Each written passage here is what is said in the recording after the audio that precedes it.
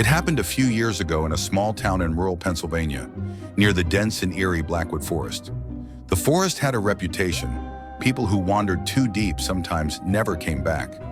Locals whispered about strange noises, shadowy figures, and an unnatural silence that settled over the woods at night. Jack, a 27-year-old outdoor guide, didn't believe in ghost stories. He had spent countless nights camping in the wilderness and trusted his map and compass over any superstition. One crisp autumn evening, his friends Mike and Sarah convinced him to explore a long-abandoned hiking trail that was said to be cursed. "It's just an old legend," Jack scoffed as they hiked deeper into the trees. But as they walked, something felt off. The usual sounds of the forest, chirping crickets, rustling leaves, were gone.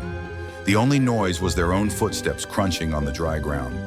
Then they heard it, a faint, rhythmic tapping, like someone knocking on wood. "Probably just a woodpecker," Mike muttered, but his voice wavered. As they continued, the tapping grew louder, closer. It was coming from all directions now, surrounding them. Sarah turned, her face pale. "We should go back." Jack checked his compass, but the needle spun wildly, refusing to settle. His GPS? No signal. Panic set in. They turned back, but no matter which way they walked, they always ended up at the same spot. A gnarled, dead tree with strange carvings etched into its bark. The tapping sound had stopped, replaced by whispers, low, guttural, indecipherable. Sarah screamed. Jack and Mike spun around, but she was gone. No rustling, no footsteps, just gone. They searched frantically, calling her name, but there was no response, no tracks.